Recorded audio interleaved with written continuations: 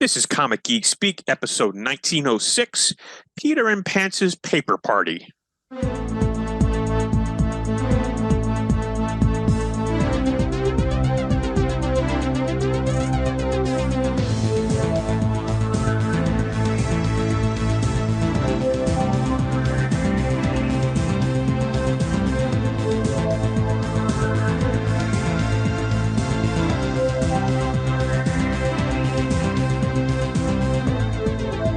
Before we get into it, I just got recently, this is a recent addition to my notes here. So as you know, today is the first full day of Comic-Con out in San Diego. Mm-hmm. And I have a couple of real quick CGS listener shout-outs because my friends Julie and Shauna Benson, who wrote for Background Birds of Prey and Green Arrow, were actually on a panel today out in Comic-Con. It was called Superhero in Real Life, Mental Health and Changing the World with Comics. So they were on the panel and they actually called me after the panel, not too long, to mention, among other things, that they actually have an 8-page story in an upcoming DC comic. I'm like, oh, what? When did this happen? I did not know about that. So they have an 8-page story coming up in Nort's Illustrated Swimsuit Edition number 1. Through an 8-page story with a penguin, all brand new. So I thought, well, that's cool. So thankful they have some another DC work because I missed their writing terribly. But after the panel, someone in the crowd came up to him and talked to him, introduced himself as a CGS listener from way back at episode 50. Wow. His name might be familiar to you, Peter. Britton Payne, a.k.a. John Britton. Okay. Yes, he's a vice president of business and legal affairs at Nickelodeon. Whoa. So I think he's still listening, and he had nice things to say about me and about Julie and Shauna. So thank you, Britton, for that. So a couple of quick CGS listener shout-outs. He'd be interesting. Comic-Con. He'd be interesting to talk to with his connection. Yeah, he said in several Muddle of Merds and Santa Rios over the years, including, I think, Santa Rios in Spanish, if I'm not mistaken.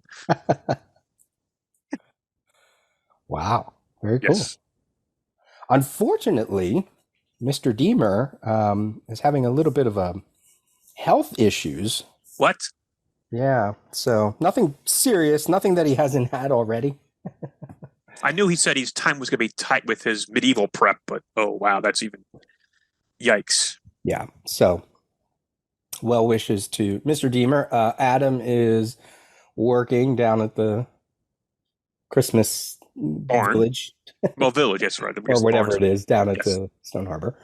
Kevin Shane's also in New Jersey. Shane is also having a miserable time apparently down there. Really?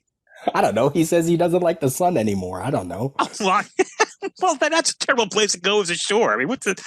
I don't know these guys. I think he's fine. And then Kevin is not available. So you're stuck with me. Let's go. So did I see you had some water problems with your comics? Oh, my God. Yeah, so I don't know what it was like where you live on July 9th. Oh, yeah, when we had the terrible rains. Yes, it rained a lot, but nothing, knock on wood, in my house. Yeah. I'm on a hill, so no flooding either. Oh, right. Yeah, you're pretty high up. Yeah, Reading. If people don't know, Reading's in a bit of a valley, right? We're not a huge valley, but the with the mountain, you know, at the top of Reading, you know, there's that where the pagoda is, right? Yeah, there's that whole, you know, you can see the city just goes down, down, down, down, and then you know, whatever. Yeah, you know, me and water when it comes to my collection, you know, something you always have to think about in terms of where do I store it, you know, making sure it's not exactly on the floor in case there are some floods. Mm-hmm. This is why I'm a big proponent of bagging and boarding, because it only takes one tragedy, one biblical event for you to go, okay, I'm going to bag and board everything, because then there's just that much more protection. So no major damage. I just had to move 13 boxes from where they were to high ground. And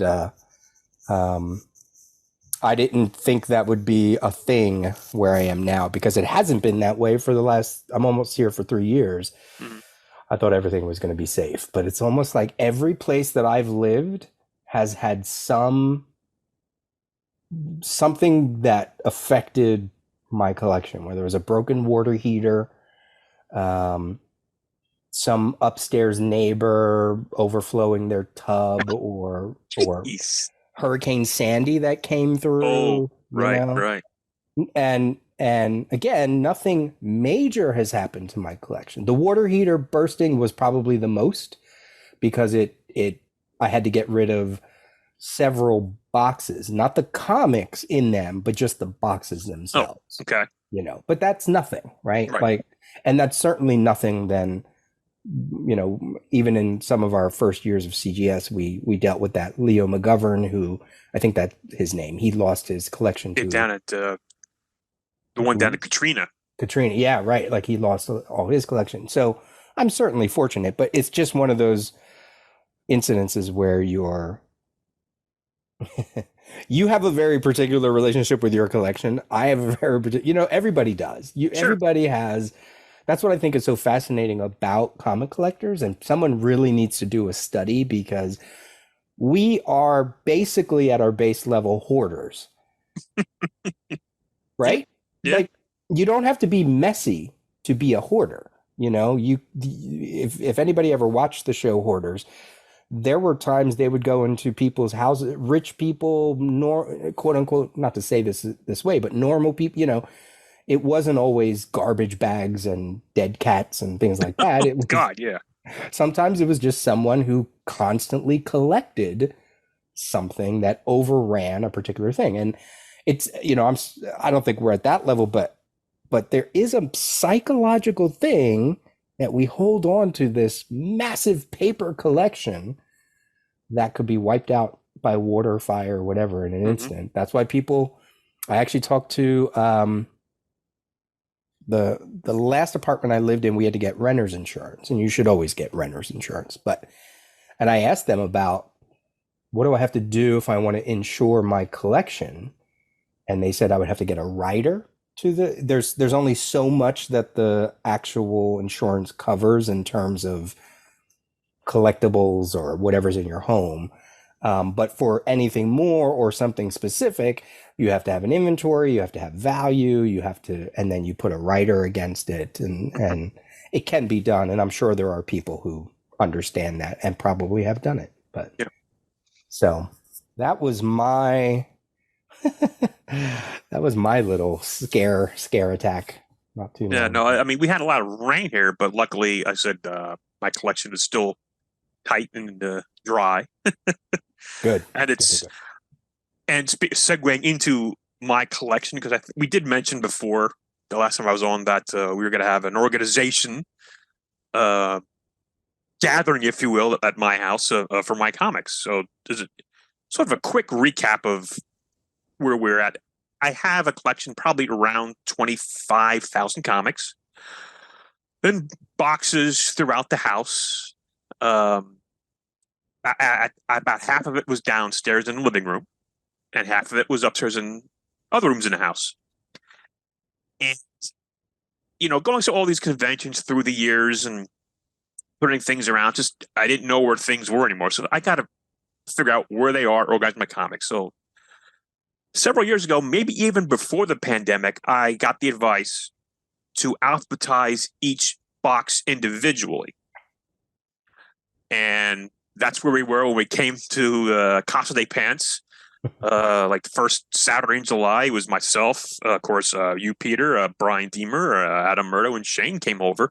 It was And July. It wasn't July. When was it it? was what did I? It was June Saturday, June 3rd, I think is what it was. That's right. Yeah. First Saturday in June, when it wasn't quite hot yet. Thank goodness, although it was a little warm there. So I cleaned the house for the whole week. I was off the week before, had the dining room table cleaned off, and had everything in the living room. And we decided to organize stuff and start around 9 in the morning. And I kind of waited to say anything because I was pretty sure either you or Brian would just jump in and say, "Here's how we're going to get started." Thank God, I think Brian started and said, "Here's how we're going to do it." So we went through the boxes and just started making piles by letter. Like, here's the A's, here's the B's comics, C's comics, and went all around. And I should actually mention that I went back and did a count. I thought that I had half the stuff downstairs, half upstairs. Turns out it was more like 2/3 were downstairs and 1/3 upstairs. So we did close to 16,000 comics going through. Unbelievable. I looked at the number. I said, wow. So we started opening up every box, getting piles. When we emptied a box, we started putting that letter in that box. And so we had a box in all over the place. And at some point, Shane and Adam broke off and went into the dining room and started organizing some comics. I think they actually started going through the A's and eventually found all the A comics, which was quite a lot because you have action comics, adventure comics, everything with the all in it, all-star, all new, Aquaman. So they spent a good part of the day just organizing the A's. Brian, Peter, and myself were in the living room, just still going through every box and putting the letters out there. So that was fun. I have that right so far, Peter, right? I mean, yeah, and it was a learning curve, right? Like we thought, okay, let's start this way. And then we were like, oh, wait, okay, now we have to kind of move because we were placing them at different parts of the room. That's why all the A's were in the dining room because we were like, let's go put all the A's in there. That's right. But then it turns out, okay, we need more room. And then we just all through the living room had the whole alphabet. We had to keep moving boxes and I think we did also give some of the B's to the dining room because they had B's as well, because anything with Batman in it, basically. Yeah, the A's were long. The S's, of course, that was a huge pile. G was a huge pile. I think F was a huge pile. Yeah. And there might have been a few more too that were. And then you had poor lonely little Q at maybe what? You had maybe 30 of the comics. Question, I think, was most of them there. Yeah. So that was, most of what we were doing there. Because I didn't know what to expect, how long we would staff. I didn't expect everybody to stay the whole day, but we do what we could. And again, I didn't realize at the time that I had 16,000 comics downstairs we were going through individually. And of course, we tried our best to go by the indicia of how to alphabetize them. But I did find some things like the Mighty Thor comics from the Bronze Age. It's actually Thor in the edition, not Mighty. So again, ticky-tack stuff there. I'm going to digress. Well, we broke for lunch, and I said, hey, I'll buy you guys, pizza, and we'd set order. And Deemer said, oh, yeah, that's great. We can split it 5 ways. I'm like, he had forgotten that I didn't eat pizza. Yeah. That was the funny. Brian, how long have you known me? He goes, oh my God, yeah, that's right. So I think you actually left after lunch, Peter. Yeah, that was about we broke about 12:30? Yeah, about 12:30, 1 o'clock. 1 o'clock. Yeah, that's when we were sitting in the middle of the room that we had cleared out and just started eating pizza. I mean, that was constant, right? Oh yes, we were a good solid 4 hours. Yeah. Yeah, sure, we would stop and maybe look at something or talk about whatever, but everybody was working. It was like shift work at a factory. We were just constantly working. Oh, by the way, then we get our lunch break. It was nonstop. And you were posting on the Facebook page during that. Yeah, time. I posted a couple of pictures on the Facebook of. I think I also put a time-lapse video of us really sorting out because it was fun. But I didn't want to stop and take too many pictures. I wanted to keep working and not be a slacker because we had to get everything moving around. Eventually we went through all the boxes, got everything sorted by letter. And by the time you left, Peter, I don't know if you were there when I found it. I had a folding table down in my basement, which I brought up and put square in the living room. And then we used that, I think, because Adam and Shane were doing the A's and B's or the A's at the very least, in the dining room. In the living room, we found, I guess, some more bees and put those in together. I think actually Brian started with the B's. I was going through the small letters. I found like, oh, here's the Q's, the K's, the V's, put those in order. So long story short, everything by the time we left around 3:30, called it a day, everything was separated by letter. And a few letters were in order. Mm-hmm. So since then, when I've had some time, I'd go down and I just pick a letter and just start putting in order. I actually started backwards. I worked my way backwards. So actually just today, I finished the D's. Wow. Next up is the C's. And then that will pretty much, as a first pass, organize everything that's down there. Of course, there's some that were missorted or whatever, so I'll go back and do that again. Right. Interesting thing is, I didn't realize some of the duplicates I had accumulated over the years from, not buying off of my list, forgetting a list or whatever. I knew I had some duplicates of some Flash comics, but some of the other ones surprised me. I found that I had 2 copies of Daredevil 145. I don't know why I had 2 copies of that. Featuring the owl. This was a surprise. 2 copies of Green Lantern 31 from the Silver Age, where he's selling his rings. How did I get 2 copies of that? That cover was then recreated for the DC Silver Comics Age. Presents. Oh, Green right. Lantern. Yeah. That's right. I've got a World's Finest 264. I don't know how I got that in there. Nice. And a couple other, I have some Walking Dead. Walking Dead, I was subscribing to that. How did I get 2 copies of a Walking Dead issue? So weird things. And then somehow I got not 1 extra, but 2 extra copies of New Titans 111. How did that happen? That issue of all things. I don't know. So just weird things like that. But then as I was slowly going through the letters, it's oh, I want to read that. Oh, I want to read that. Oh, I want to read that. And I did actually stop and pull a few aside. Now, wait a minute. Are you also inventorying while you're doing this? Are you in a database or something? I have and I mentioned before, I have the comic base database. I've had that for, I don't know, 15 years maybe.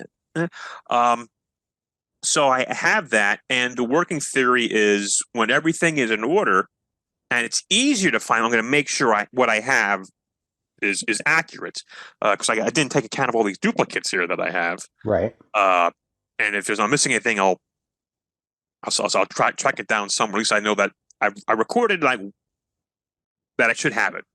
It's just a matter of finding it. So, I have it. You. What's the price guide that you? Overstreet. Overstreet, right? Okay. Yeah, and actually, the new one just came out before Comic-Con, and that's actually, I'll get it in about 2 weeks when I get my monthly DCBS shipment. So that's the latest Overstreet guide. I think they have an app as well. Is it them?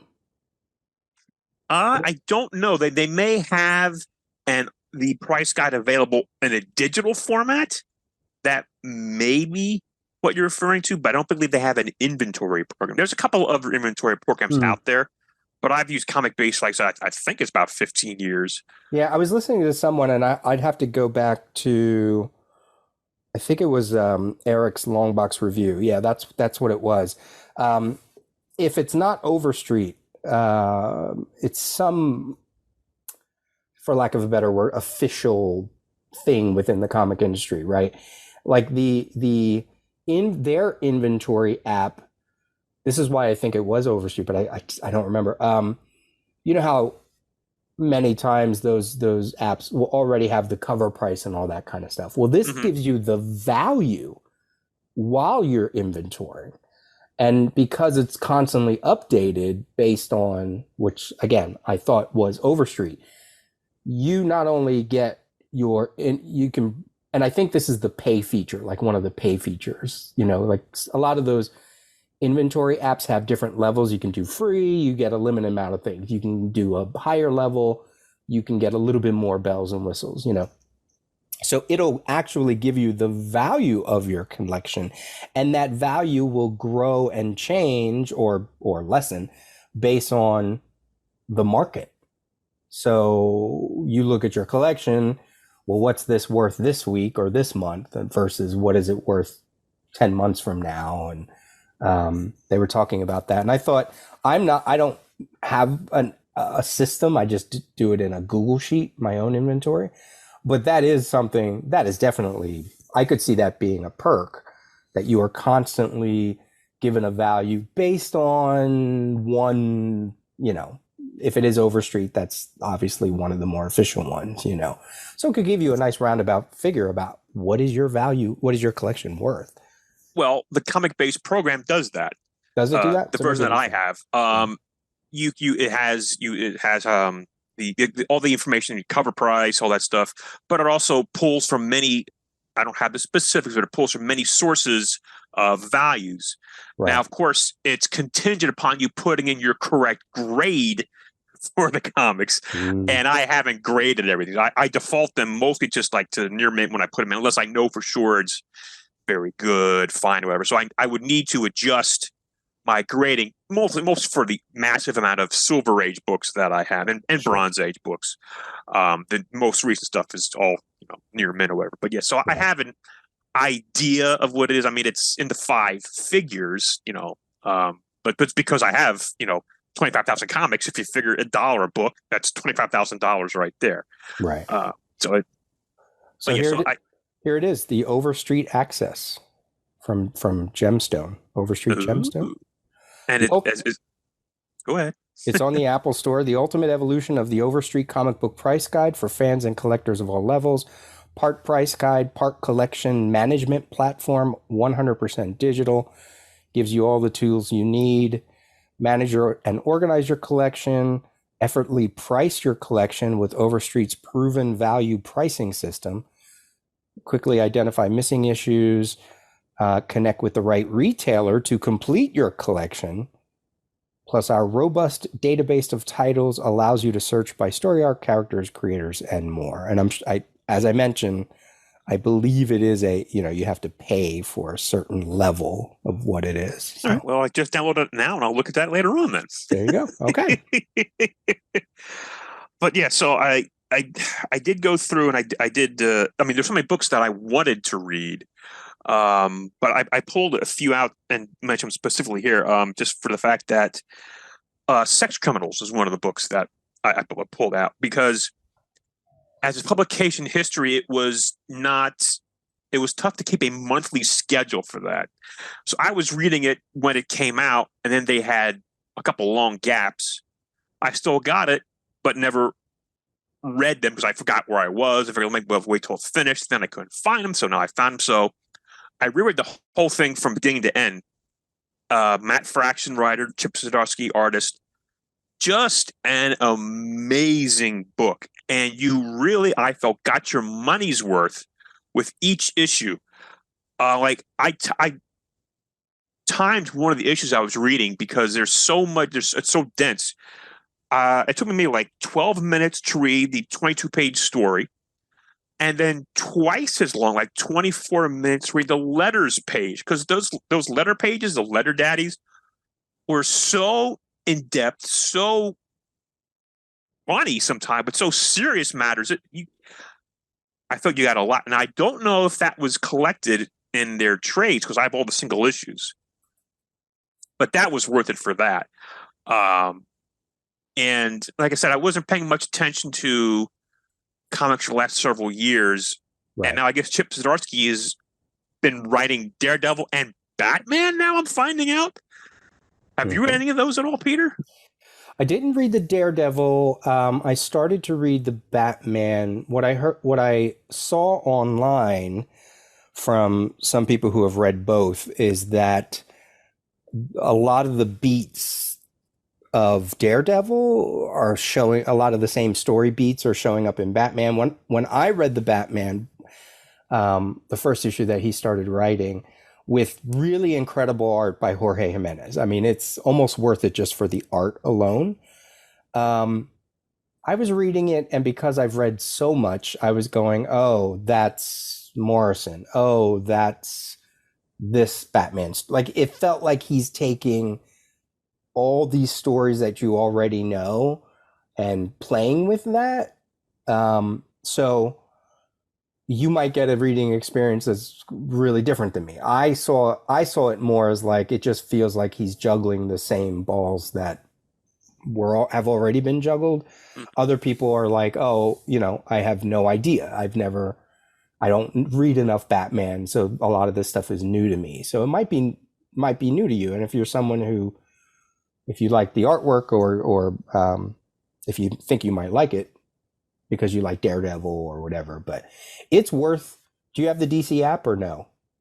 I don't. Well, see, that's the problem. I essentially, well, not the problem. I mean, that's the thing is, I've essentially stopped buying and reading comics for like the last 5 years, with a few exceptions.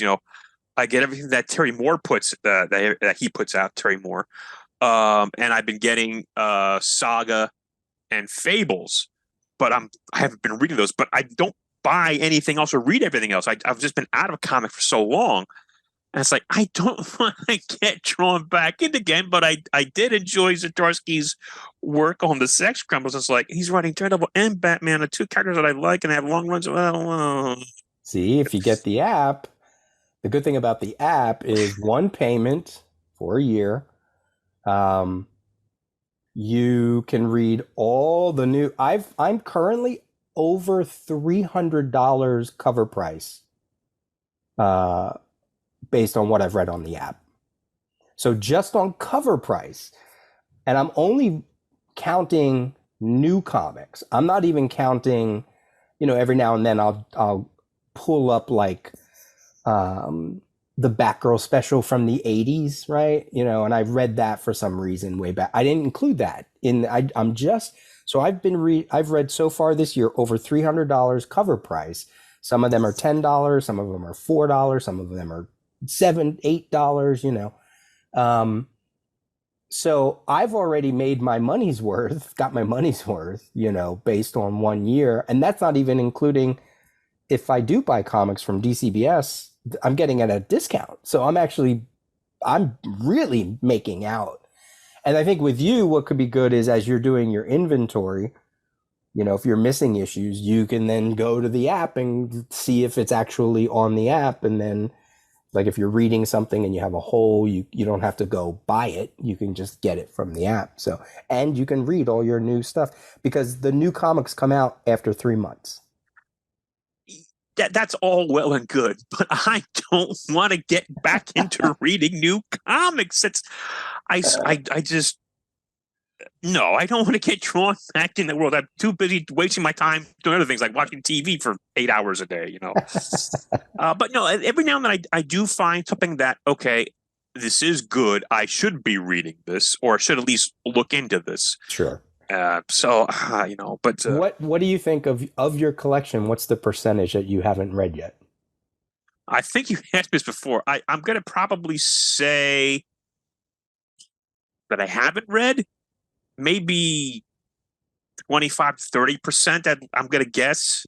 Oh. It's because, a lot of the Silver Age books, again, if I'm boring people with my repetitiveness, my working theory was I would, like what I'm doing with TV shows right now, I would get a starting point and read all the books that came out that month, Batman, Superman, action, whatever, and go forward reading them as they came out, back as far as I could go, like into the 50s.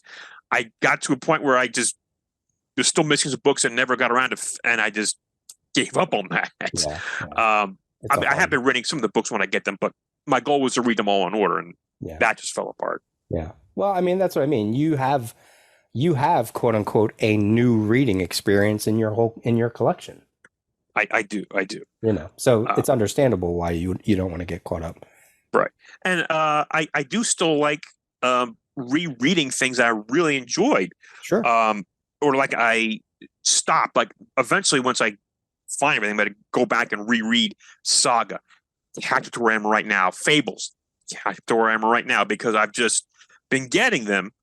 And same thing with even the Terry Moore stuff. I sort of fell off with 5 years and have some issues to read of like Parker Girls, which I think is almost finished up, and even before that, Serial, and I just love his work, but I want to support him by buying the single issues. haven't had time to read them because I want it because he has this opus. I mean, there's so many tie-ins to all the books. Yeah. I want to go back and reread Strangers Forgotten. That's how far back I want to go. Reread Strangers. Yeah. In Paradise. By the way, the Sex Criminals, there are 6 trade paperbacks out or 3 hardcovers. Right. I mean, I have all the single issues, so I'm fine. And it was a great story. And like I don't know if they collect the letter columns and things, but those were just well worth getting the single issue. And again, well worth every $4 comic that I bought them for. And speaking of S's before, I was going through some of those books and S's, and I said, okay, I'm going to stop and read these. Another title that suffered from not being on a monthly basis, Spider-Man Black Cat, The Evil That Men Do. Remember that? Yes. The Kevin Smith and the Dodson's book. And looking at the first 3 issues came out on a monthly basis. Then there was literally, I think, 3 years between issues 3 and 4. And I don't know if I ever read 4, 5, and 6, but I reread the whole thing. That was an amazing story. That went really, really touchy subjects, rape and things. And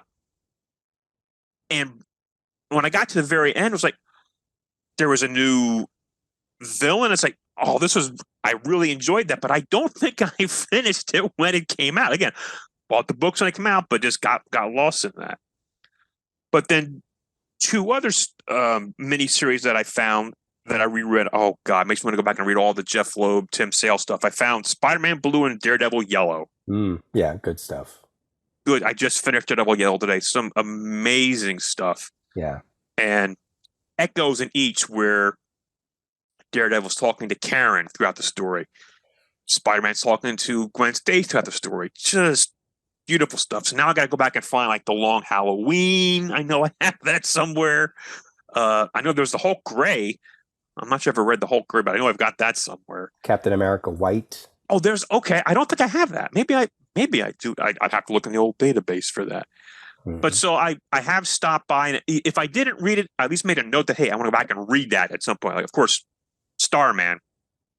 I want to jump back into Starman. But so I'm almost at the end where everything downstairs, where the first pass will be in order.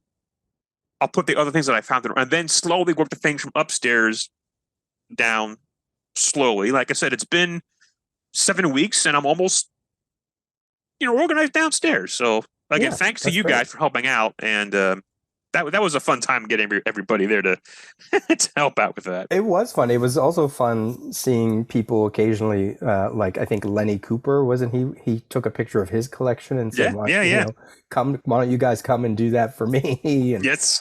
I mean, it takes manpower. That's the problem. Like if you have a collection, I have 35 boxes, long boxes, right? I think my collection is around the 10,000 mark.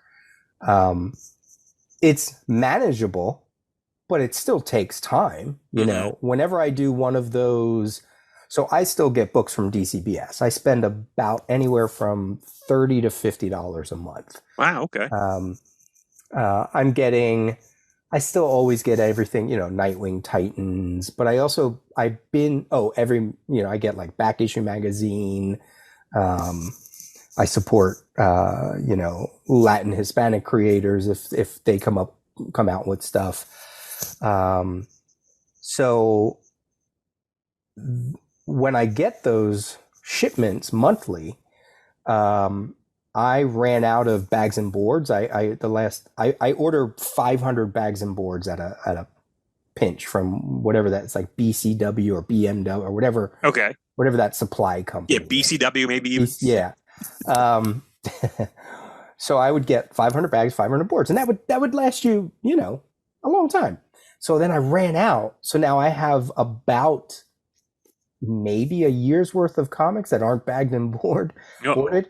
So then what happens is, I'll take 4 or 5 months of DCBS shipments and then filter them into my collection. But that means you got to rotate, you got to move things, and I always honestly love any excuse to, go through my collection and reorganize and, Here's all my DC. Here's all DC from New 52 on. Here's DC from, Infinite Frontier on. Here's all my Marvel, which is only down to like, I think I have 4 Marvel boxes. That's it.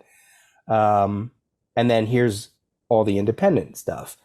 So any excuse that I have to do that is fun, but it takes a whole day. And I only have 35 boxes. I see people with 50, 60, 70, 100 boxes, whether they're long or short. And yeah, I can see why it's such a daunting task, like what you went through. It's a daunting task.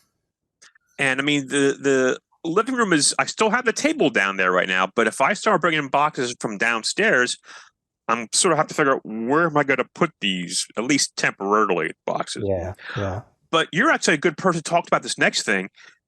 As I'm going through the books, I see some things like, why do I have this? I'm never going to read this. Let me somehow look into getting rid of that. And I know do you still do a lot of eBay sales? No, I haven't done eBay in a while. Okay, but maybe you're not.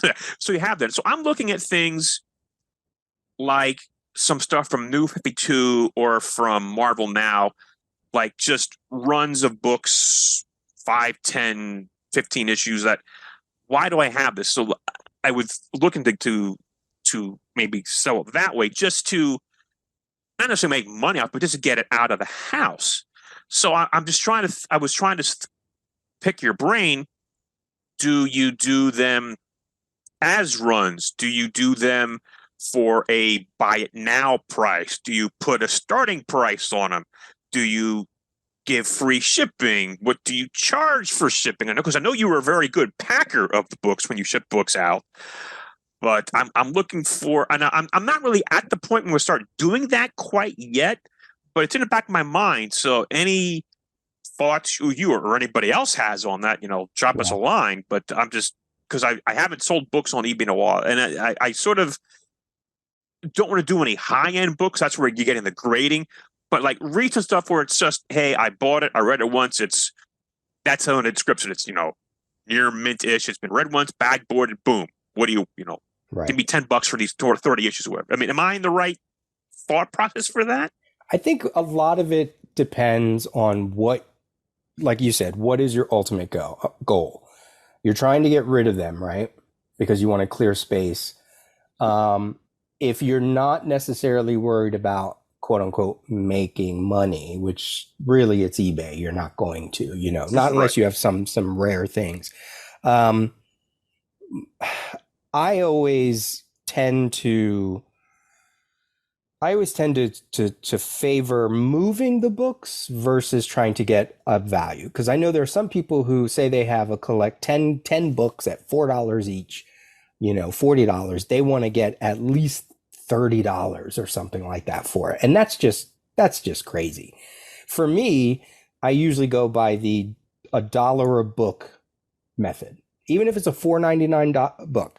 Mm-hmm. If it's a 12 issue run, I'm usually going to put it on for $12 and then charge, a small shipping fee, especially on eBay to cover media mail, because media mail these days, it's not as cheap as it used to be when I used to sell eBay in the 2000s. Mm-hmm. The problem I think with eBay, and there's people out there that could speak to this more, is over the years, I feel like there's more protections for the buyer than there is for the seller. And I've heard that as well. Yeah. And there are certainly buyers who will go out of their way to try to get back as much as they can, because one wrong description, who knows what they do with the package after the post office delivers it. That's why I always package in boxes. I have purchased some stuff on eBay, magazines, comics. I got a magazine one time that was just in like a manila folder. Oh, okay. With one flimsy piece of cardboard. It wasn't bagged. And when it came, it got the corners a little, janked up, because the post office is the post office, mm-hmm. right? And immediately emailed them, took pictures, and I said, this is unacceptable. Like this, I don't care if you don't have it in your description how you're going to mail it. This is an unacceptable. The comic has come to me not as it was pictured, right? That's the biggest thing. That should be the biggest thing. And I wanted them to reimburse my shipping. That's it. I didn't care about the value of the book, which was like $25. I think I spent. I wanted my shipping back because you did not take the proper. So eBay's a little tricky. There's an app called Mercari that I sold a few things on, and the good thing about that is sometimes the shipping is already either built into your price, or you put a price and offer free shipping, but that's because your price is really going to technically cover the shipping. And once the exchange happens, all you have to do is go and print out a label, slap it on a thing, ship it, and Mercari sends you the money. Now, I don't know if that's changed since then, but I've sold a few things on that app. There's people who do the what is it, Whatnot, I think. Whatnot, yeah.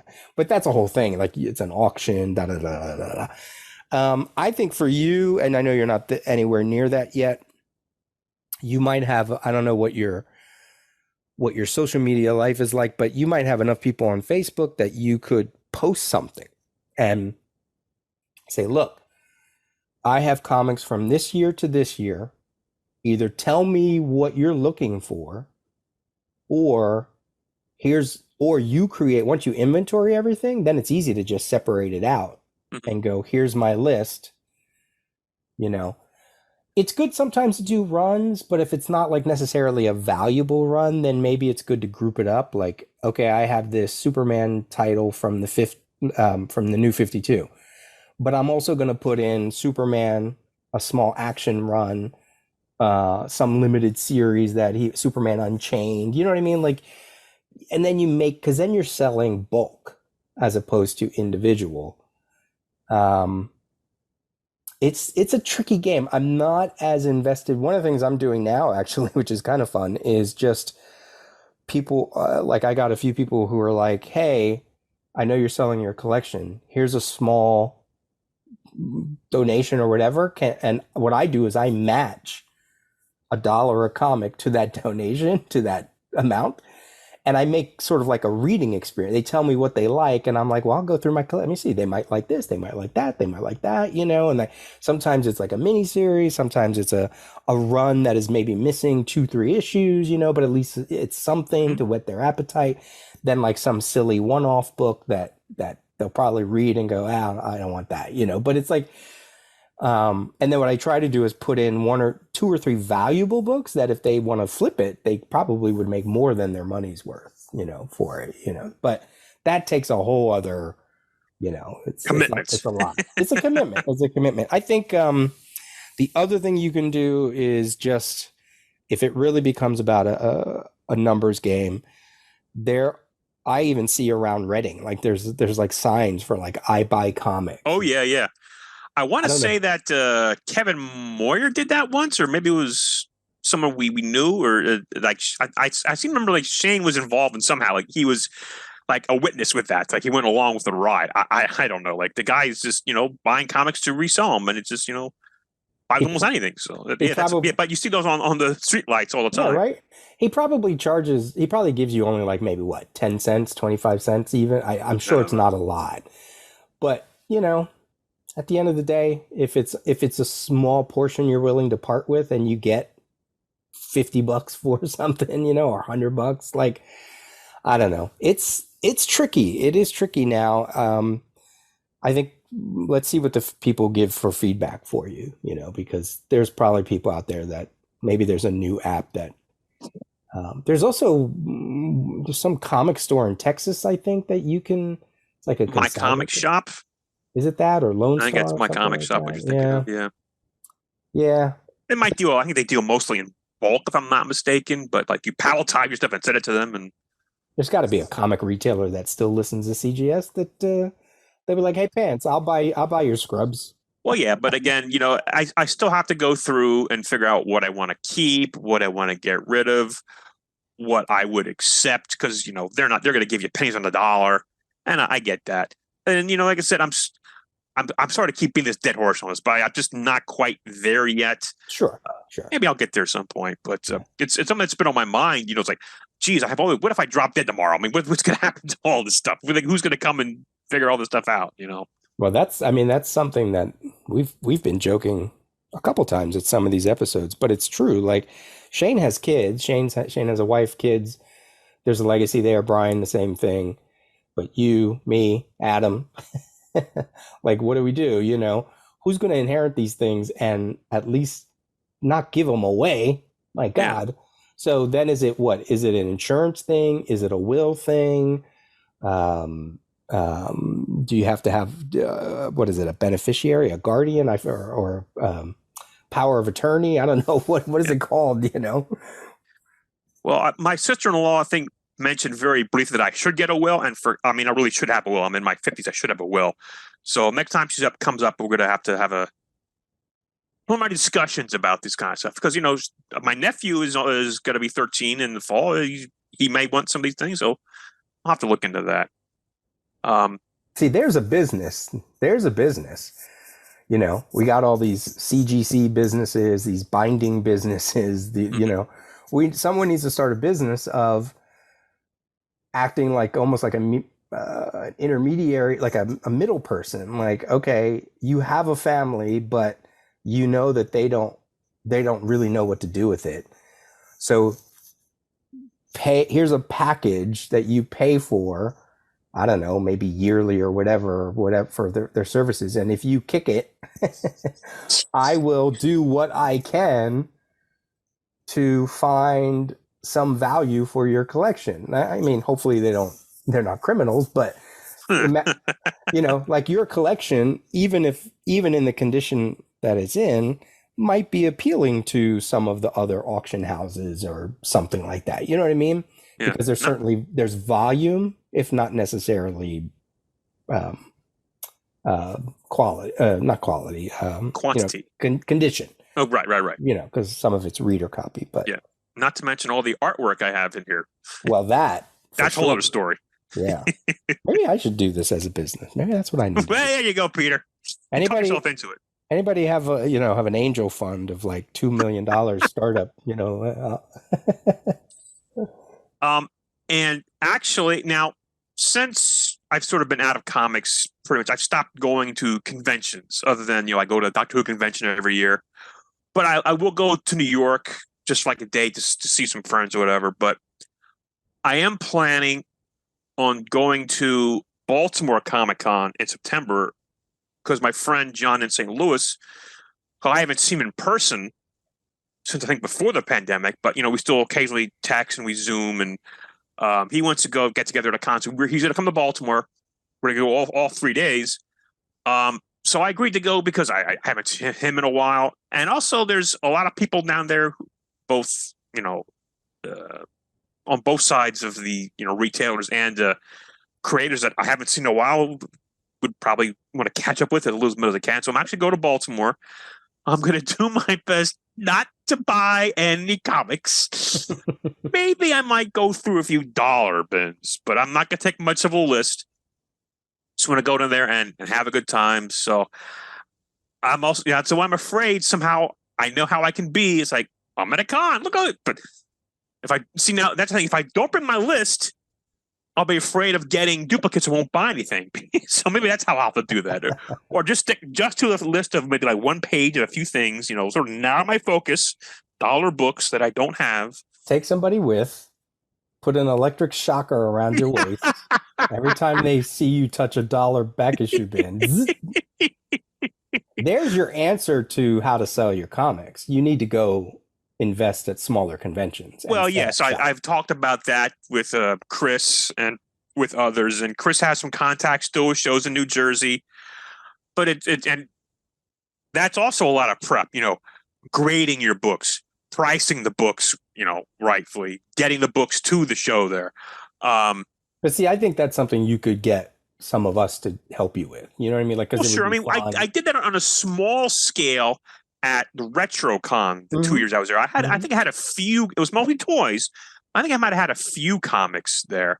But actually, this year, RetroCon is the same weekend as Baltimore Comic Con, so I Yeah. decided to go to Baltimore Comic Con. So maybe for 2024, if I get my act together, I'll go into cons Yeah. or a con, and give it a try. I would probably just maybe bring a couple of boxes of here's like some dollar books, $5 books, and then wall books. So something easy. Right.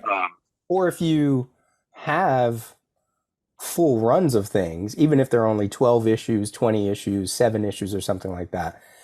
I really liked when we started to go. I don't remember when it really started, but it became a thing of some retailers had packages. So here's the entire, Oh, sure.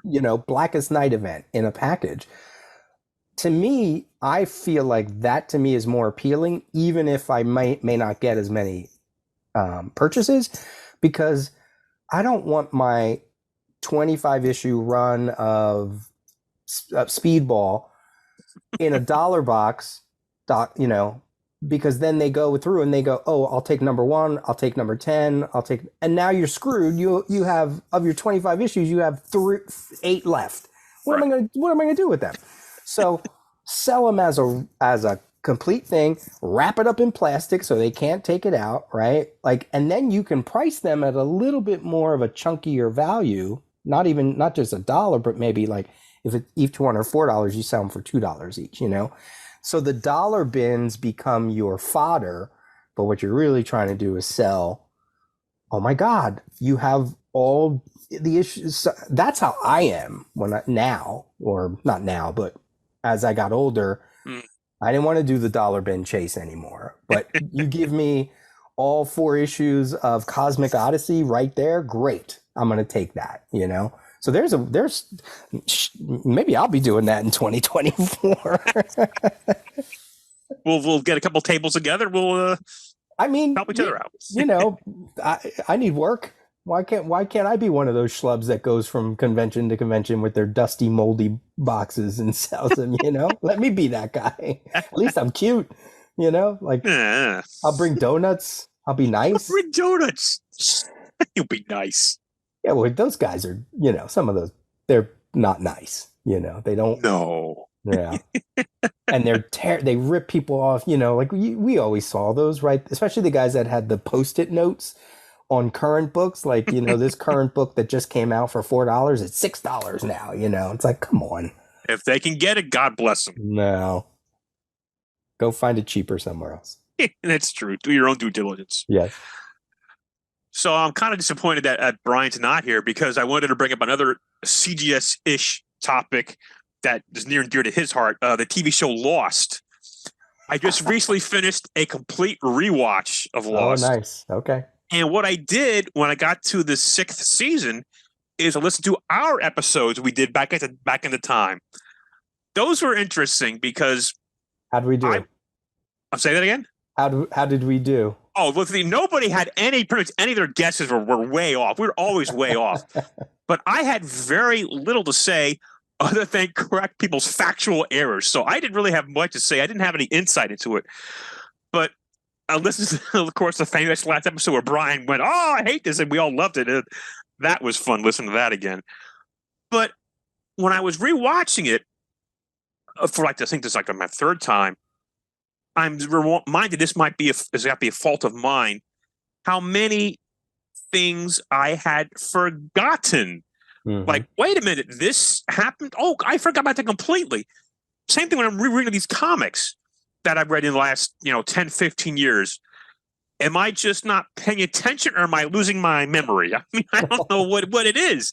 But some really important moments, like I'm watching, and I go, oh my God, I remember that. Like, I get no spoilers, so I'm just being very vague. But it's like people were dying. I was like, wait a minute, I didn't forget that person died at this time. What the hell? And who killed him? Like, wait a minute, I forgot about how did I not remember that? Or that they even were a character on the show. Yeah. It's like, oh my God, I forgot about them.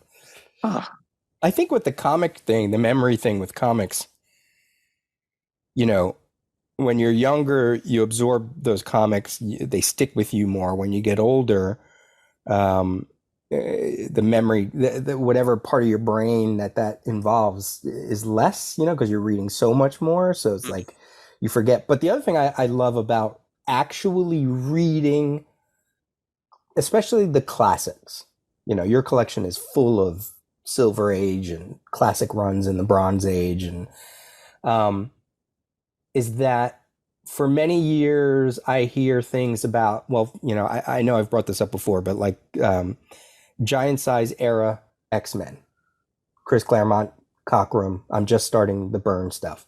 Yep. I've heard many, many, many stories about those books. I've read articles about those books. I've watched documentaries about those books. Now I'm reading them for myself, and I'm like, why does no one talk about this? Or why did,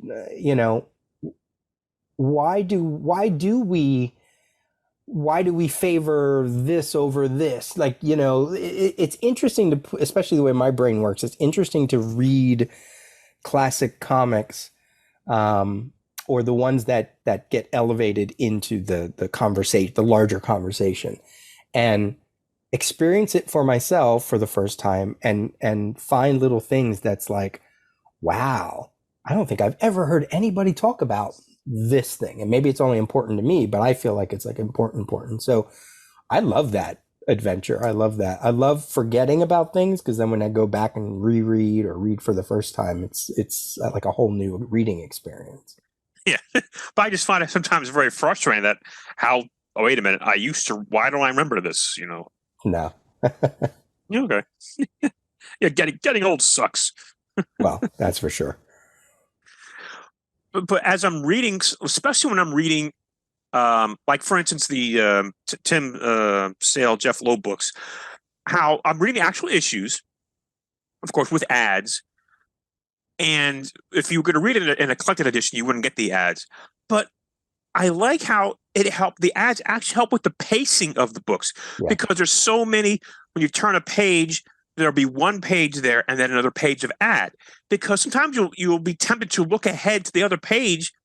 And I'm noticing as I'm reading these books that this really helps the pacing. I mean, we look now like we know what commercials or ads, but if I'm reading occasionally a collected edition for something that I don't have, it's like I'm spoiled because the pages don't seem to be in the right order. The writer intended to have a page, then an ad, then another page and an ad, but you're seeing back-to-back pages in the collected. So the pacing, sometimes I like it better in these books I'm reading. That seems like sort of an odd thing to say, but I just really enjoy that part of rereading these comics. Plus, the old ads. I've come across some great Hostess ads. Oh my God, these things are crazy from the 70s. I'm reading these things. Yeah. These kids today don't know about the Hostess ads from the 70s, and they'll never know about it. Or buying, Sea Monkeys, or the Army Men, or Dr. J and Rick Barry shooting hoops in the back of the cover for Spalding. Oh, I just love that stuff. I'm sorry, I'm old. What can I tell you? Or even like the DC pages, the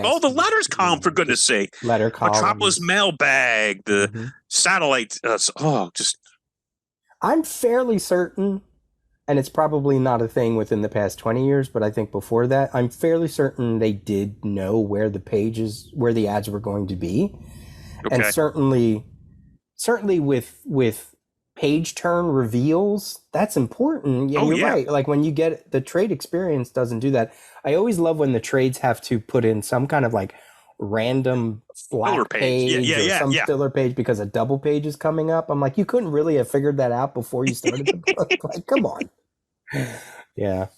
I always prefer, it's one thing about the app, reading on the DC app, that I'm disappointed that they don't put the letters pages in. And I understand why, protection of addresses, but they could eliminate all the addresses, or just house ads. So like they every now and then they do those facsimile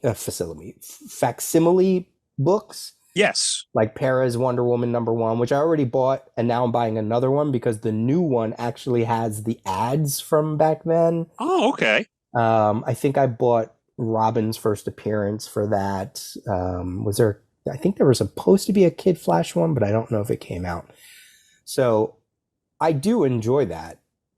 I'd much rather get the full experience, but like you, I'm trying not to make my collection grow. But it's fun reading that stuff and discovering those things, and of course the newsprint. Oh. Good stuff. What's your do you?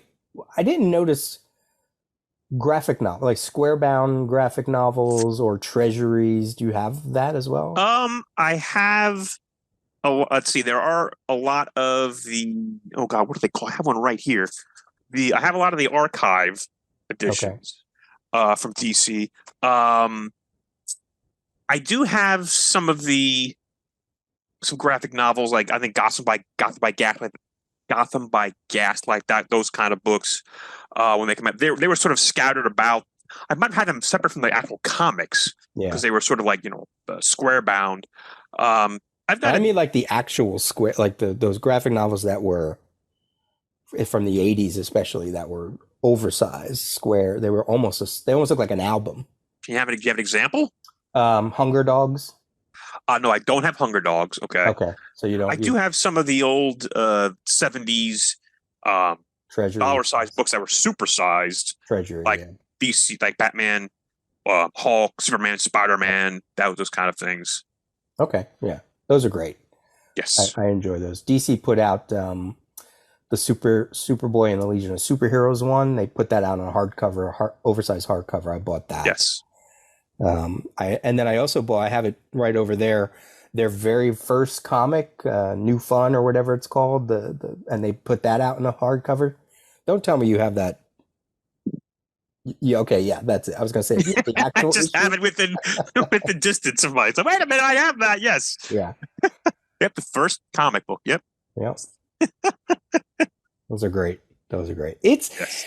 I've talked about this before. Like I don't know if on here or wherever people should try to revisit their collection because I think there's times that they forget why they purchase certain things and when you dig through and you go, okay, sure, everybody has their favorites that everybody loves, but you have your favorites that only you love in your collection.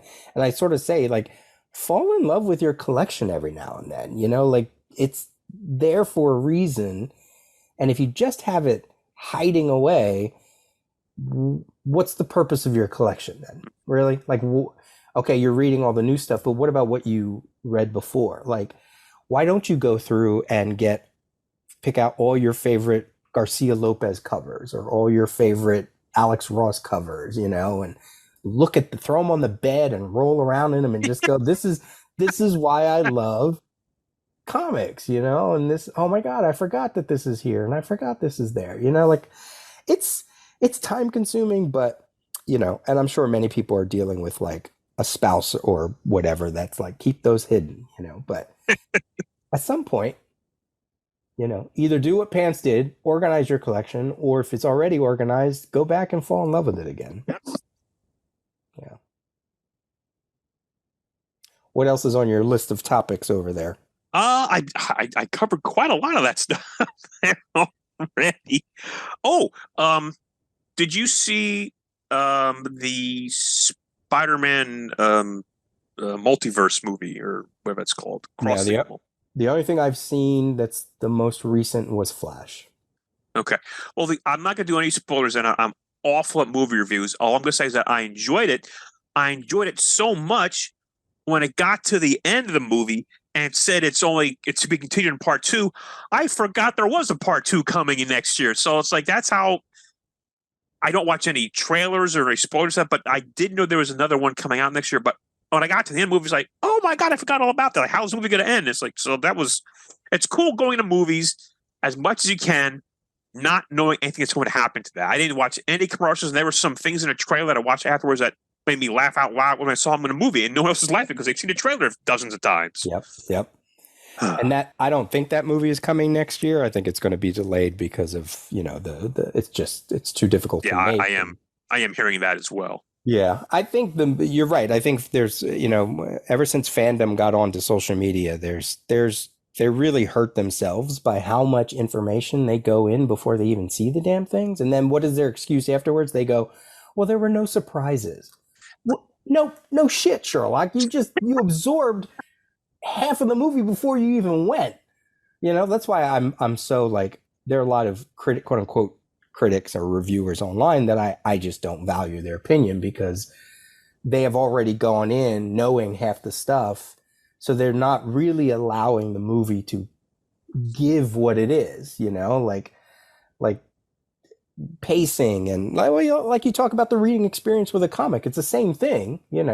Some movie makers want to make you have to allow what they wanted to create to be presented to you. And if you go in with 5 million biases, then yeah, no wonder you're mimicked on Simpson as the jaded comic book guy, because that's what you are. But yeah, I wanted to go see that. I haven't gotten to the movie theater to see that one yet.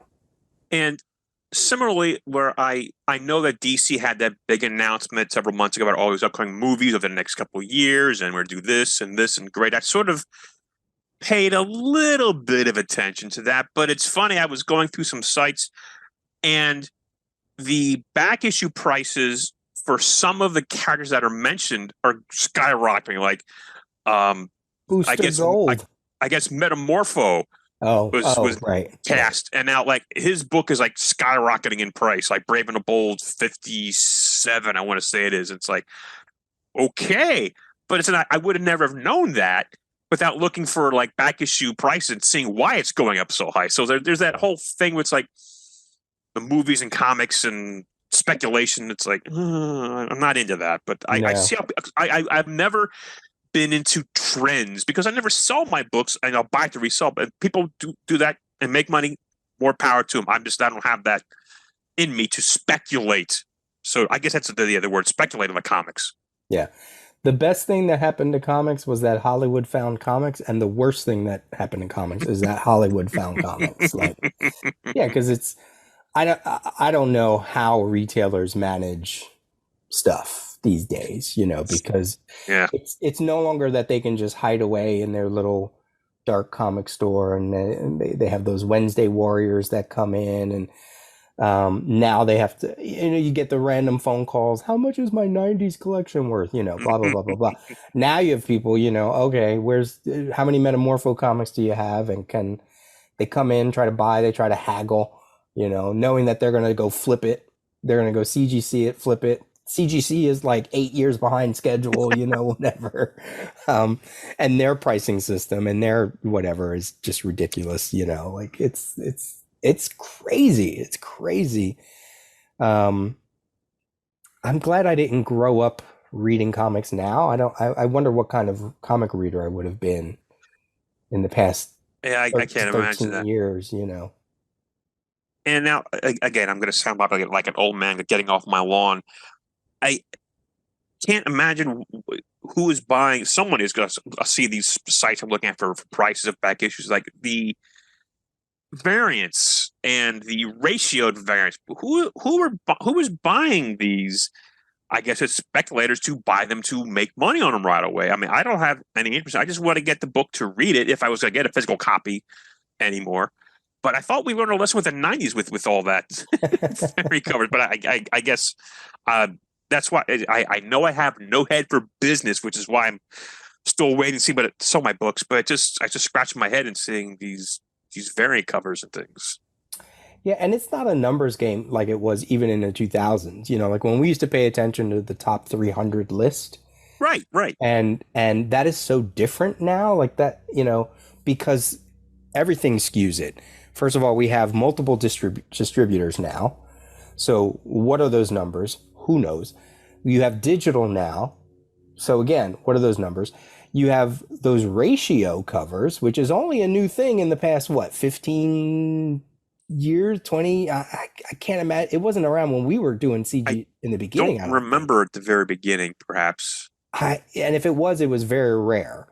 I know they started to do retailer covers, retailer specific covers, but these 1 in 25, 1 in 50, 1 in 75, 1 in 162, like that's a retailer game because they're the ones that are stuck with all that inventory. And then they flip on eBay or whatever because they have to make back the value of what they bought for that. So now, are some of those variants amazing? Yeah. There's some that DC has done in the past for this Dawn of DC stuff that I'm like, ooh, I want to get that Donna Troy cover oh, it's a 1 in 50. No thanks. Huh. I'm not paying. Like I see it on Midtown Comics, their website, like $25, $14, you know. I'm not paying that for a cover. I'll just download it and now I have it. Put it Right. on my phone, you know? So it's, I've always thought about like, what would it be like to start a store nowadays? And Oh it's, man, you know, you're already physical in, only store. Yeah, that'd be tough. you're already in the red. I mean, because are the units selling? Um, what really is the market? Is it these people chasing these variants? Is it people chasing the newest trend based out of the movies? So you got to pay attention to that. What's the next? What's coming down the road? You know, who did we see in the Guardians? Was it Adam Warlock? Right? Wasn't he in Right. that? Yeah, you know. Um, yeah, that's a dangerous game. Again, if anybody wants to be an angel investor and donate $5 million for Pants and I to open a store. Have you gone into Golden Eagle anytime lately or I no? have. Oh, okay. I stopped in there a couple times to get supplies for the great comic organizing, and I think I might have bought a comic or two that I just wanted to get right away. There was the Brave and the Batman Brave and the Bold #1 came out. Mm-hmm. I wanted to just try it out, so I bought that off the shelf. Didn't not realizing, of course, that it was the first part of a 4-part story for most of the 4 segments in the issue. It was like, oh, so it's like I just because it was a $7.99 comic, and it's like, Yeah. well, I would have just tried. I should have done more research. Um, but I stopped by, a couple times, and if I miss something that I want to get, I'll stop in there. But Hmm. yeah, it seems to be sort of just a selection of new comics that are out. I mean, they can't carry everything that's new that's out, No, no. or maybe not more than 1 or 2 copies of everything because they can't. It's tough. You're right. I mean, we have an inkling of it at best, but I would not want to be in that. I mean, Goldie has been around for 30 years now. So, Going on 40. oh my God, yes, Yeah. jeez, And I I mean, can't imagine starting that now. it's at least in a really good place. Like it's very visible. There's a Yeah, highway right there. There's a road that goes past it to go to, the stores in that area.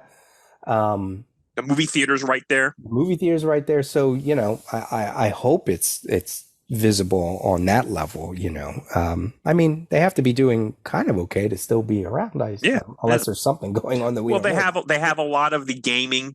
They have a whole Yeah. back room where they have a gaming room to set up. So they have to do other things to get people in the store.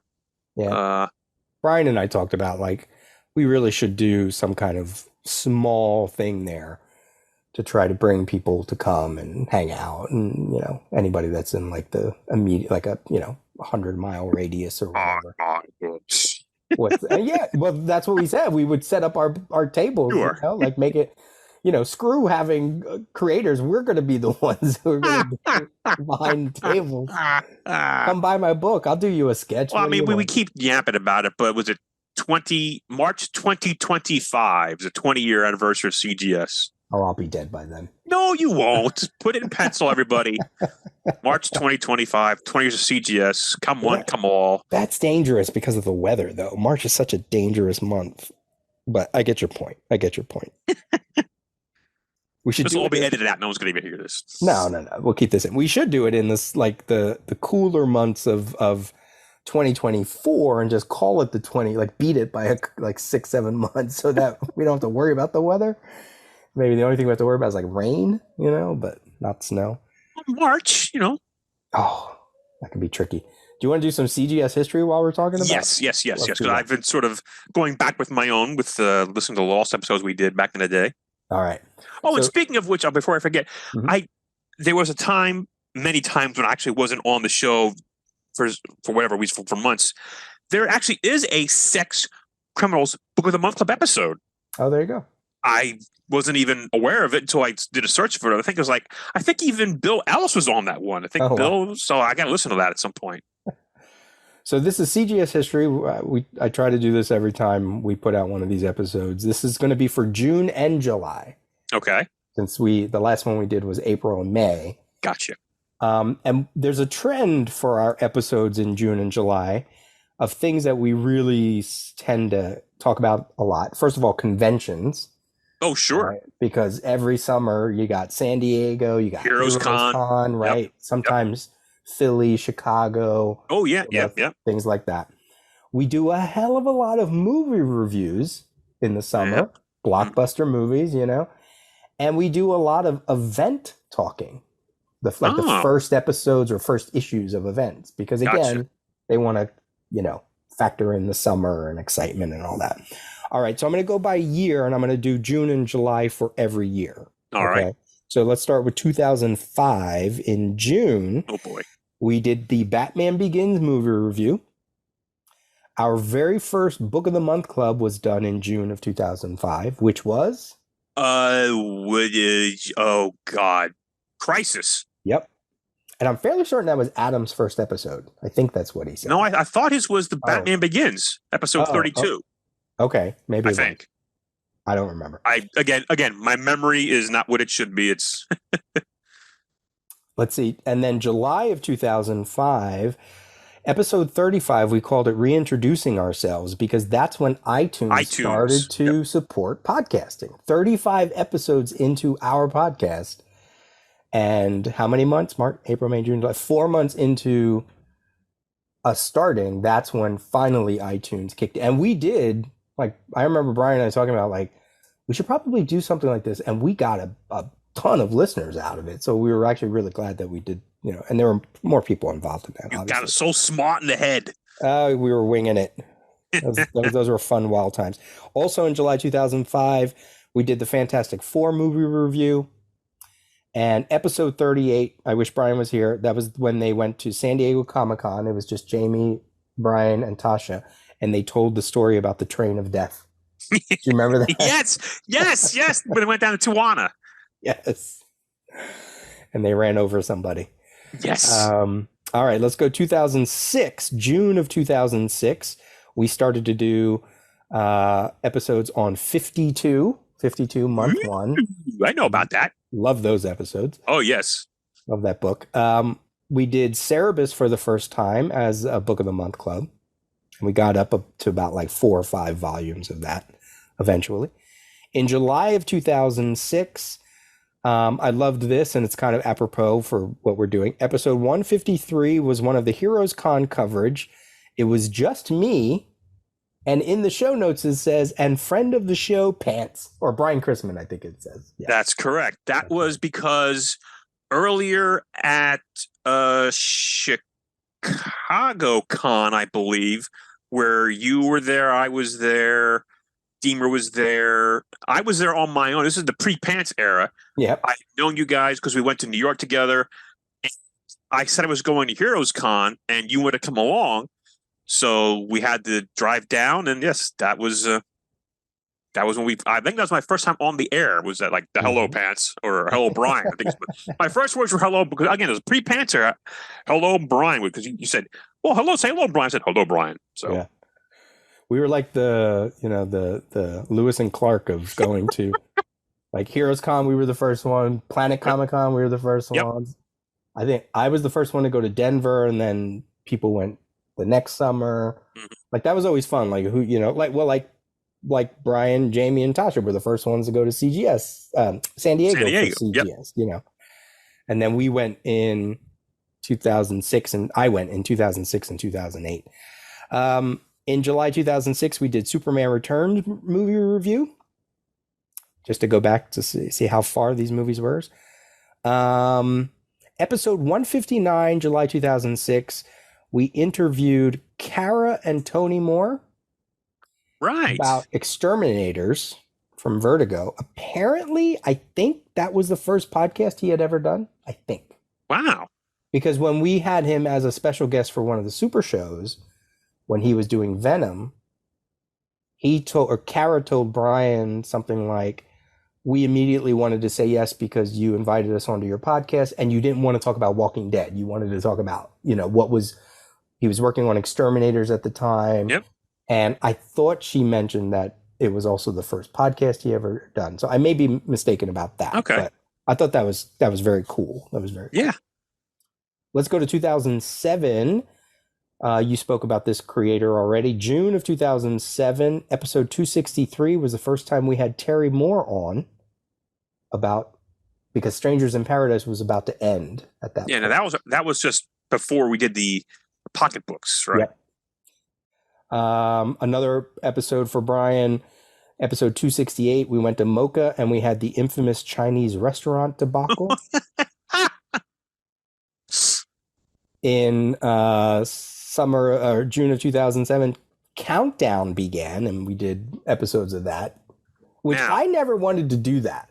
Really? I did not want to do that. Jamie, I think, he wanted to do those, and I was like, really? Do we really want to do these? We don't think it's going to be that good. Here's my recollection of the first Countdown episode we did. It was at Brian Deemer's place. I'm not sure if you were there, but it was myself, Brian, and Jamie, and we had on the phone our dear friend Darren. Oh. And while we were recording, there was a thunderstorm and lightning storm, and the power went out, and we lost the episode. We had to start all over again. And we said, this is an ominous beginning to Countdown. And boy, yeah. we were right. You're right. You're right. Should have went with my gut. Let's see. What year am I at? 2007? 2007. 2007, in July, World War Hulk began. And we did the Transformers movie review with Mr. Tom Martinek. Oh, nice. Who would join us on several of those. Several occasions, yes. Yeah.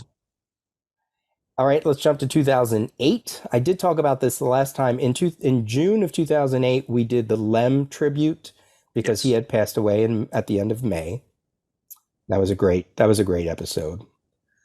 Here again, June 2008, episode 453, Final Crisis began. So we started doing those episodes. And episode 467, the Incredible Hulk movie review with Mr. Tom Martinek. July 2008, episode 475 was the big Superman 1 versus Superman 2 debate. Remember when Buzz called in? I think it was that one where he called in, or it was during Star Trek versus Star Wars or something. And he was like, come on, you guys are geeks. He yelled at us because we did it as a live thing, I think. Oh, okay. I don't remember. No, we did it as a call-in, I think. I don't know. All right. Here we go. July 2008, 15 years ago, episode 480, the Dark Knight movie review. Ooh, 15 years ago. 15 years. How about that? 2009, I only have July dates. Episode 650, Captain America Reborn #1, was released that episode was released July 6th, 2009. Why else was that an important July? Was it the first show in the new studio? First show recorded in the new studio after moving in over the 4th of July. I tell you what, every now and then I can remember things. I can't remember who died and lost, but I can remember that episode of CGS. So that was 4 years, a little bit more than 4 years. We were in Brian's office on the first floor. Over 600 episodes. Yeah, and then we moved to and I wasn't even on that episode. I don't know. Let's see, July 2009. I think that was when I was dating that crazy. You had very poor personal attendance. I know. That's because I was doing a lot of New York things. I know. Yeah. We kid. I know. And then that summer, that same summer, July 2009, episode 658, we started Blackest Night. July 2010, episode 883, we started the Shadowland event. I don't know if we ever finished that. Oh, God. That was so much premise and just terrible. Yes. Here's a 1, 2. So June of 2011, episode 1091, and then episode 1092 released 2 movie reviews. The first one was X-Men First Class. The second one was Green Lantern. So I'm sure that made for some interesting conversation. Yeah. I only have a few more. July 2012. Episode 1246, The Amazing Spider-Man movie review. and episode 1253, The Dark Knight Rises movie review. And then I always stop at 10 years because after, 10 years is a nice anniversary to celebrate. Yes. June of 2013. Were you on? I don't know. I wasn't on then, but I don't know if you were on. They did the Man of Steel movie review, which is 10 years old. Wow. I don't recall. Yeah. So there you go. Some CGS history, some fun CGS history to think about. We have quite the library. My God. There are episodes on there and I'm like one of the things I didn't mention was, we interviewed R.A. Montgomery from Choose Your Own Adventure. Yes. When you go through and you're like, oh, right, we did interview them, one of the Heroes Con episodes, I don't know if it's the one we went to or a later one, there's a small little interview with Jonathan Hickman of Nightly News, not Jonathan Hickman, X-Men and Ultimate Invasion, of his very first comic, Nightly News. And then I think we brought him on to a larger episode after that. So, yeah, it's really great to go back. Ryan Stegman, there's like a whole bunch of Ryan Stegman before he was Ryan Stegman, Those are great to see. So one of these, I keep meaning to go back and go through and take my notes and do some behind the scenes notes of here's where this joke got created. Here's where the first time we talked to this person. And I think I only got up to maybe 30 some episodes and I stopped. So I should really go back 2,000 plus episodes. And yeah, that's a lot of undertaking. Like organizing your comics. Yeah, right. Bring it full circle. There was a question someone online asked, who was the oldest podcast still around? And I mean, we have to be. Well, we're certainly, and I say we, but CGS is certainly the longest running comic podcast. That's, I think, not in doubt. There were some ones before CGS, but they have so long since pod faded. Sure. But I don't think you were the first podcast. But I don't know if there are any other ones that are still. No, I don't mean the first podcast. Oh, they're still running? That are still running. I don't know if Keith and the Girl are still running. They were very popular. I remember at the time there was a similar question several years ago. And there was a podcast about poker that I think had started before us and was at that time still going. I don't know if that's the case. Yeah. Somebody has to do the legwork. I'm tired, but there was something about that, a poker that was before us and at the time was still going. Yeah. So people out and, listening, I would love to know that. And I mean, when I say podcast, I don't mean the guys who are like, oh, I've been podcasting since 1998. No, that's not podcasting. That was a whole other thing. When, what's his face, Adam Curry or whatever his name was, when he started, when he had that article in October Wired 94, magazine. Right? From late 2004 to now, when anybody who was inspired by that article, who is still running? I can't imagine it's more than 5, 10, if that. We have to be, if not the one, we have to be close to it. Yes. At this point, So thankfully, you and I are no strangers to long sabbaticals and leaving and coming back to the show, Deemer included. I've had several. The only ones who stuck around was Shane and Adam. So of the original 8. So yeah, that would be a question. Who else is out there prior to March 7th, 2005? I would love to know. Yeah. So. How are you doing on your we'll wrap it up here. How are you doing on your TV watching? Anything that? Oh, I'm just getting into TV right now so much. I finished a couple of shows that let's see, what did I finish recently? I went. Oh, by the way, The Bear. Have you ever heard of The Bear? Sure. Have you seen The Bear? No. Oh my God! What a tremendously well written, well acted, well edited, well everything TV show. If I can't even do it justice by talking about it, but it's just incredible. Deserves all the accolades it gets. Amazing. But going into the older TV, I just finished watching Dobie Gillis and Gilligan's Island, and I'm coming up on doing something where I was watching Gunsmoke and the Danny Thomas show, which were sort of at the same time I was watching. And then I got a couple of DVDs. I bought the whole Maverick thing. I thought, wait a minute. If I time this right, I'm going to do what I want to do with comics and start watching a whole bunch of shows that started in 1957 and watch them going through. So I'm working on getting like Maverick, Richard Diamond Private Detective, the Danny Thomas show, Perry Mason, Have Gun Will Travel, and Gunsmoke, and watch them as they aired. And that's my life right now. Watching a show from 65 years ago, 66 years ago, as they aired. That's my jam right now. But I'm watching a whole bunch of other stuff as I go through there. But that's what I'm looking forward to, getting that all lined up.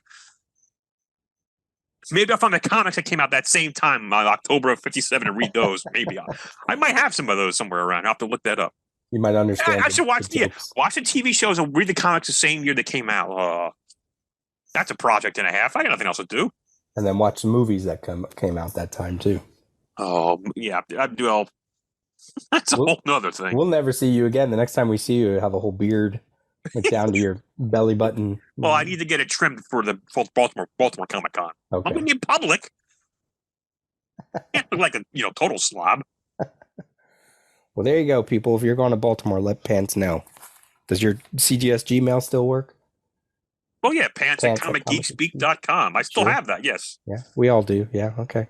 Hey, if you're looking for a specific comic, no, I can't be doing that. No, why not? Like, have them send you their want list, knowing that you have reader copies. And by saying that, some of them are actually pretty good condition. It's not all the comics that are. Right. But like I said, I'm still not sure what I'm going to keep on. I'm going to get rid of yet. That's true.